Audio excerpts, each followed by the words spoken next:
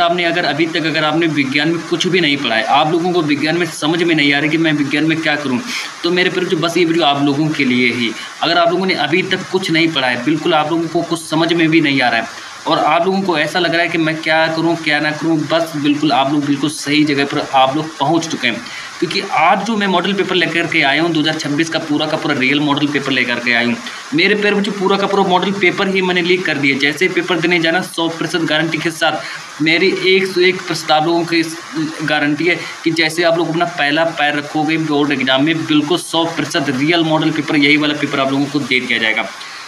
और जिसका पूर्णांक जो रहने वाला 70 नंबर का पूर्णांक रहने वाला है और समय जो 3 घंटे 15 मिनट का रहने वाला है। सबसे पहले मेरे पर जो आप लोगों को क्या करना है, पेपर देने जाना, सबसे पहले पेपर को पढ़ना है और पेपर को पढ़ना है, हल नहीं करना। हल करोगे तो पेपर की कॉपी आप लोगों को किससे छुटा ली जाएगी और OMR सीट भी आप लोगों से छुटा ली जाएगी। तो आप लोगों को इन बातों का विशेष ध्यान रखना है। अब क्या दिक्कत, अब तो पेपर लीक ही हो गया, अब क्या दिक्कत, अब तो आपके टेंशन लेने की बात है। अब तो सबसे पहले देखो क्या करेंगे, नोट को पढ़ेंगे कि नोट में देखो क्या लिखा है कि नोट प्रारंभ के 15 मिनट परीक्षार्थियों को प्रश्न पत्र पढ़ने के लिए निर्धारित हैं। जो शुरुआती के जो 15 मिनट जो होंगे परीक्षार्थियों को प्रश्न पत्र पढ़ने के लिए दिए जाएंगे। मतलब सबसे पहले जब जाएं तो पहला काम ही आप लोगों को क्या रहेगा कि पेपर को पढ़ना है। निर्देश क्या है कि प्रारंभ के 15 मिनट परीक्षार्थियों को प्रश्न पत्र पढ़ने के लिए निर्धारित हैं। निर्देश नंबर 2 कह रहा है कि प्रश्न पत्र 2 खंड आ तथा खंड बा में विभाजित रहने वाला है। इस तरीके से पूरा पढ़ लेना है। और निर्देश नंबर 3 कह रहा है कि खंड आ तथा खंड बा में 3 और खंड का खा गा में विभाजित है। पूरा सेम एकदम 100% रियल मॉडल पेपर है और बोर्ड में छप चुका है। 95% नंबर लाने से कोई भी नहीं रोक सकता है। एक बार एग्जामिनर भी अगर मेरे पर जो ज़मीन पर उतर आया ना तो वो भी आप लोगों को टॉपर बना देगा। क्योंकि अब क्या दिक्कत, अब क्या टेंशन लेना, अब तो पेपर मिल ही चुका है आप लोगों को। निर्देश नंबर 4 पढ़िए कि प्रश्न पत्र के खंड आ में बहुकल्पी प्रश्न है जिसमें सही विकल्प का चुनाव कर OMR सीट पर नीले अथवा काले बॉल पेन से सही विकल्प वाले गोले को पूर्ण रूप से काला करें। अब देखिए यहाँ पर इतना सब कुछ पढ़ने के बाद फिर आप लोगों को एक OMR सीट भी दी जाएगी, वहीं पर दी जाएगी और उसको आप लोगों को मतलब पूर्ण रूप से काला करना है। मतलब कि OMR सीट में जितने भी गोले होंगे उन सबको भरना होगा और जब आप उन सभी गोलों को भर देंगे तो पूरा नंबर आपको मिल जाएगा। फिर इसके बाद जो मेरा अगला जो निर्देश है, निर्देश नंबर 5 को पढ़ेंगे, बिल्कुल अच्छे से पढ़ेंगे निर्देश नंबर 5 को कि खंड आ में बहुकल्पी प्रश्न हेतु प्रत्येक प्रश्न के लिए 1 अंक निर्धारित है। जितने भी बहुकल्पी प्रश्न होंगे सभी प्रश्न 1 नंबर का होगा, इतना आप लोगों को याद रखना है। फिर निर्देश नंबर जो मेरा अगला है 6 कि खंड बा में वर्णात्मक प्रश्न है और निर्देश नंबर 7 को पढ़ेंगे कि प्रत्येक प्रश्न के सम्मुख उनके निर्धारित अंक दिए गए। जितना भी प्रश्न होगा उनके सामने मतलब उनके अंक निर्धारित दिए गए।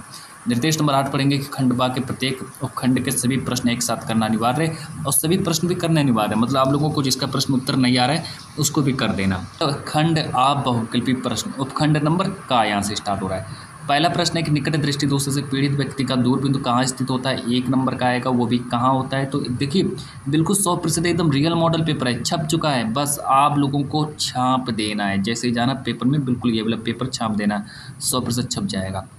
इसका राइट आंसर हो जाएगा ऑप्शन नंबर डी, हमारा पूरा सही हो जाएगा। प्रश्न नंबर 2 जो रहने वाला है कि किसी भी लेंस की क्षमता की इकाई होती है, किसी भी लेंस की क्षमता की इकाई क्या होती है, तो प्रति मीटर होती है। हालांकि इसमें प्रति मीटर ऑप्शन नहीं दिया गया है तो प्रति मीटर इसका राइट आंसर हो जाएगा। हालांकि ये बोर्ड ने गलत प्रश्न देखो पूछ दिया है ना, इसमें मेरी कोई गलती नहीं है, हमें लगता है गलत प्रश्न है, लेकिन फिर भी आप लोगों को अगर कोई भी प्रश्न अगर बोर्ड गलत पूछता है तो उसका 1 नंबर भी मिलता है, कोई दिक्कत नहीं, कोई टेंशन लेने की बात नहीं। अगला प्रश्न नंबर नेक्स्ट देखेंगे, प्रश्न नंबर 3 कि किसी वस्तु से बड़ा आभासी प्रतिबिंब बनाने वाला दर्पण कौन सा हो। मतलब ऐसा कौन सा दर्पण है जो कि बड़ा आभासी प्रतिबिंब बनाता है, तो इसका अवतल दर्पण ही सही हो जाएगा। बिल्कुल अवतल दर्पण सही हो जाएगा और अवतल दर्पण को सही करके चले आना, 1 नंबर आप लोगों का फ्री में मिल जाएगा बिल्कुल। और प्रश्न नंबर 4 को देखेंगे कि उत्तल दर्पण की फोकस दूरी जिसकी वक्रता त्रिज्या 32 सेंटीमीटर होगी, इसका राइट आंसर ही क्या हो जाएगा। देखो ए ऑप्शन दिया 64, बी ऑप्शन दिया 16 सेंटीमीटर, सी ऑप्शन दिया 32 सेंटीमीटर, डी ऑप्शन 8 सेंटीमीटर, इसका राइट आंसर हो जाएगा 32 सेंटीमीटर। अब प्रश्न नंबर 5 के बारे में बात करते हैं। प्रश्न नंबर 5 को देखेंगे कि प्रतिरोधों के समांतर संयोजन में क्या समान रहता है। 1 नंबर का ये आएगा, 1 नंबर का ये भी आएगा, यानी कि पूरा का पूरा 5 नंबर पक्का हो गया आपका, पूरा 5 नंबर पक्का हो गया। अब देखो यहाँ से बात करते हैं कि प्रतिरोधों के समांतर संयोजन में क्या समान रहता है, तो इसका राइट आंसर कर देना विभवांतर हमारा सही हो जाएगा। तो इतना सब कुछ करने के बाद फिर हम और आगे बात करते हैं प्रश्न नंबर 6 के बारे में।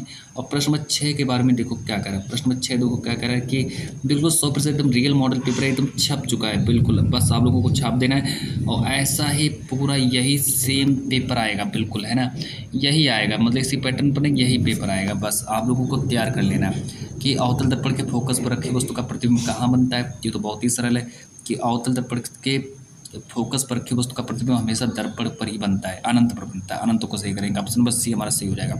प्रश्न नंबर 7 कह रहा है कि अभिनेत्र लेंस की फोकस दूरी, ये हमारा फोकस दूरी है ना, ये अभिनेत्र लेंस है कि फोकस दूरी में परिवर्तन किया जाता है। कुछ गलतियां बोर्ड से हो जाती हैं लेकिन वो उसका नंबर भी पूरा पूरा देता है, तो इसका डी ऑप्शन हमारा सही हो जाएगा, पश्चिमाभिमुख के द्वारा। इस बात का विशेष ध्यान रखना, अगर कोई भी प्रश्न गलत आता है बोर्ड की तरफ से तो उसका 1 अंक आपको फ्री में दिया जाता है। अगर आप लोगों को इतना विश्वास नहीं है तो आप लोग सर्च करके भी देख सकते हैं। आगे देखिए कि उपखंड नंबर ख यहाँ से स्टार्ट होता है कि प्रश्न नंबर 8 कि प्रोपेन का रासायनिक सूत्र क्या होता है। प्रोपेन का रासायनिक सूत्र क्या होता है, ये तो बहुत ही सरल है, इसका ऑप्शन हो जाएगा CH4। प्रश्न नंबर 9 देखेंगे कि एसिटिक अम्ल का IUPAC नाम क्या होता है। ये भी 1 नंबर का आएगा, ये भी 1 नंबर का ही आएगा कि एसिटिक अम्ल का IUPAC नाम क्या होता है। तो इसका देखो राइट आंसर हो जाएगा एथेनोइक अम्ल, जहाँ पर एथेनोइक अम्ल लिखा होगा वही हमारा सही हो जाएगा। तो यहाँ पर देखो हमारे 9 नंबर हमारे कंप्लीट हो गए, अब क्या दिक्कत, अब क्या टेंशन लेना इतनी, अब तो 9 नंबर पक्के ही हो गए पूरे के पूरे। अब देखो मेरे पैर में जो, अब अगला प्रश्न देखो क्या कह रहा है। प्रश्न नंबर 10 के बारे में बात करते हैं कि ताम्र ग्लांस का रासायनिक सूत्र क्या होता है। ताम्र ग्लांस का रासायनिक सूत्र क्या होता है। ए ऑप्शन दिया Cu2S, बी ऑप्शन दिया Cu2O, सी ऑप्शन दिया CuFS2, डी ऑप्शन दिया CuCO3। 1 नंबर का ये बनेगा, अब क्या टेंशन लेने का, तो इसका आंसर हो जाएगा Cu2S, है ना। ए ऑप्शन सही कर देना बिल्कुल। पेपर देने जाता हूँ ये ऑप्शन को ही सही करना। प्रश्न नंबर 10 का बिल्कुल 100% छप चुका है, 1 नंबर का ये भी आएगा। प्रश्न नंबर 11 कह रहे कि फफोलेदार तांबे में कॉपर की प्रतिशत मात्रा क्या होती है। नोट कर लो, एकदम टिक लगा लो, 98 सही हो जाएगा। प्रश्न नंबर 12 देखते हैं कि समान तापक्रम तथा दाब में द्रव के रूप में पाई जाने वाली धातु क्या कहलाती है, मतलब अधातु क्या कहलाती है, तो वो हमारा ब्रोमीन हो जाएगी। अब देखो यहाँ से आप लोगों के 12 नंबर देखो पक्के हो गए, अब क्या टेंशन, 12 नंबर पक्के हो गए। बचा कुछ अब पूरा मॉडल पेपर मैं आप लोगों को एकदम सॉल्व करा दूंगा, बिल्कुल इससे सॉल्व करा दूंगा, आप लोगों को लगेगा ही नहीं कि मैंने मॉडल पेपर सॉल्व किया है ना। बिल्कुल एकदम 100% गारंटी के साथ बिल्कुल छप चुका है पेपर। प्रश्न नंबर 3 को देखेंगे। प्रश्न नंबर 13 देखेंगे कि शुद्ध वायु है। ए ऑप्शन दिया एक समांगी मिश्रण है, बी ऑप्शन दिया है कि धातुओं का मिश्रण है, यौगिकों का मिश्रण में से कोई नहीं। तो इस प्रकार राइट आंसर हो जाएगा इस समांगी मिश्रण है। देखो कितने सरल सरल प्रश्न पूछे गए हैं। इसका हमारा एक मतलब शुद्ध वायु है तो इस समांगी मिश्रण हो जाएगा। यहाँ से स्टार्ट होता है आप लोगों का उपखंड नंबर गा, और उपखंड नंबर गा को देखेंगे क्या कह रहा है कि प्रश्न नंबर 14 देखेंगे कि पौधों में भोजन का स्थानांतरण किसके द्वारा था। देखो अगर हम भोजन के बारे में बात करें तो भोजन के मामले में हमारा फ्लोएम ही सही करेंगे। कई बच्चे जाइलम को सही कर देते हैं लेकिन ऐसी गलती नहीं करनी है, हमेशा फ्लोएम को ही सही करेंगे। प्रश्न नंबर 15 देखेंगे कि निम्नलिखित में से कौन सा त्वचा का कारण नहीं है। ये हमारा प्रश्न नंबर 15 रहने वाला है। ए ऑप्शन दिया संवेदना, बी ऑप्शन दिया सुरक्षा, सी ऑप्शन लैंगिक लक्षण और डी ऑप्शन उत्सर्जन, है ना। तो देखो संवेदना में हमारा त्वचा का कार्य संवेदना भी होता है, सुरक्षा मतलब त्वचा हमारी सुरक्षा भी करती है, लेकिन लैंगिक लक्षण हमारा गलत हो जाएगा, सी ऑप्शन हमारा गलत हो जाएगा। 1 नंबर इसका पूरा मिलेगा, 1 नंबर इसका भी पूरा मिलेगा। और यहाँ से स्कोर आप लोगों का जो पहुँच चुका है, बहुत ही अच्छा स्कोर आप लोगों का चल रहा है ना, एक भी नंबर नहीं कटेगा, बिल्कुल बहुत ही अच्छा। 15 स्कोर आप लोगों का पहुँच चुका, 15 नंबर आपके पक्के हो गए। अब चलो आगे बात करते हैं। प्रश्न नंबर 16 देखेंगे। प्रश्न नंबर 16 क्या कह रहा है। प्रश्न नंबर 16 हमसे जो कह रहा है कि शुद्ध रुधिर को, जो हमारा जो शुद्ध रुधिर होता है, शुद्ध रुधिर को शरीर के विभिन्न भागों में कौन से धमनी को सही कर देना है। 1 नंबर एग्जामिनर दे देगा, खुश होकर देगा। प्रश्न नंबर 17 देखो कि हार्मोन क्या होते हैं। हार्मोन जो होते हैं प्रोटीन होते हैं, 1 नंबर इसका भी मिल जाएगा, है ना। पूरा का पूरा मॉडल पेपर लीक कर दिया। प्रश्न नंबर 18 देखो मुकुलन पाया जाता है, इसका भी 1 नंबर मिल जाएगा आपको। 18 मतलब हाइड्रा इसका सही हो जाएगा। तो यहाँ से आप लोगों का स्कोर पूछा 18 नंबर पूरे आपके क्लियर हो गए, पूरे पक्के हो गए 18 नंबर, है ना। अब क्या टेंशन, अब तो 70 में 70 नंबर आपके पक्के हो गए, है ना। पूरा मॉडल पेपर यही वाला पढ़कर चले जाना, बिल्कुल आप लोगों को एग्जाम सेंटर में यही वाला मॉडल पेपर आपको दे दिया जाएगा। अगला देखो पुष्प के नर भाग को क्या कहते हैं। पुष्प के नर भाग को पुमंग कहते हैं, 1 नंबर इसका भी मिल जाएगा। 20 देखो क्लोरोफिल क्या अवशोषित करता है। क्लोरोफिल प्रकाश ऊर्जा को अवशोषित करता है, 1 नंबर इसका मिल जाएगा। कह रहा है कि वर्णनात्मक प्रश्न उपखंड नंबर का कि प्रश्न नंबर 1 कह रहे हैं कि दूरदृष्टि दोष किसे कहते हैं, यह किन कारण के लिए किस प्रकार के लेंस का प्रयोग किया जाता है, किरण आरेख के द्वारा स्पष्ट कीजिए। 4 नंबर का बनेगा। मतलब सबसे पहले दूरदृष्टि दोष की परिभाषा लिखना है, फिर किरण आरेख समझाना है, यह किन कारणों से होता है, सब कुछ करके 4 नंबर दिया जाएगा आपको। प्रश्न नंबर 2 देखेंगे कि किसी अवतल लेंस की फोकस दूरी 15 सेंटीमीटर है, वस्तु को लेंस से कितनी दूरी पर रखें कि इसके द्वारा वस्तु का लेंस से 10 सेंटीमीटर दूरी पर प्रतिबिंब बने।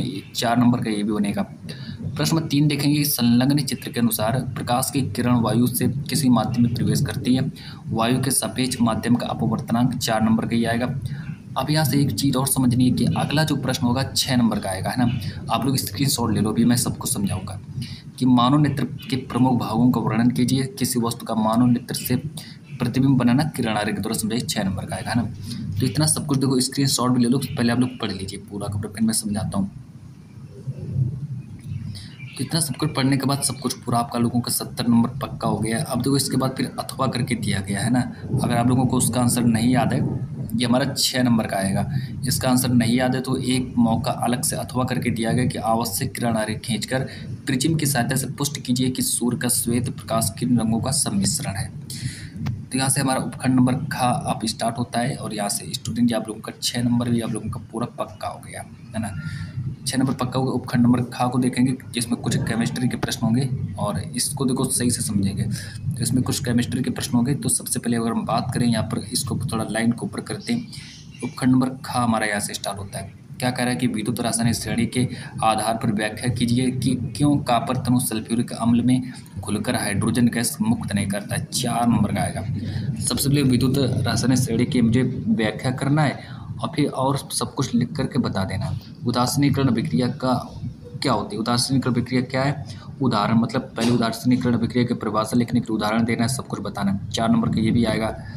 फिर प्रश्न नंबर 7 देखेंगे। प्रश्न नंबर 7 को देखो कि कॉपर ग्लास अयस्क से किस प्रकार तांबा विगलित किया जाता है। ये तो 6 नंबर का ही आएगा, क्या दिक्कत। एक अथवा करके मौका दिया गया है कि साबुन क्या होता है, इसके बनाने की रासायनिक अभिक्रिया लीजिए, है ना। तो ये पूरा केमिस्ट्री का देखो उपखंड नंबर खा में सिर्फ इतना ही पूछा जाएगा और कुछ पूछा भी नहीं जाएगा।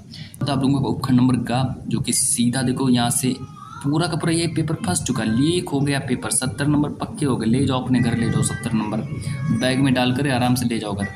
अब देखो पौधों तथा जंतुओं के अलैंगिक और लैंगिक जनन में अंतर बताइए। 4 नंबर का ये आएगा।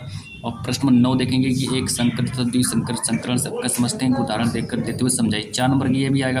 फिर इसके बाद हम बात करते हैं प्रश्न नंबर 10 के बारे में कि इंसुलिन का क्या महत्व है, यह कहाँ पाया जाता है। 4 नंबर ये बनेगा। अब प्रश्न नंबर 11 देखेंगे कि पादप हार्मोन्स की 4 प्रमुख विशेषताएं बताइए। 6 नंबर का आएगा।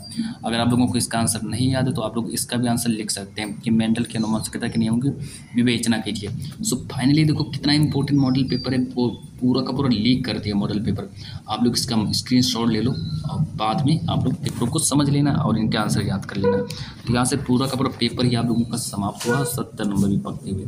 जब तक के लिए आज के इस वीडियो को मैं इतना ही रखता हूँ, मिलते हैं नेक्स्ट वीडियो के साथ।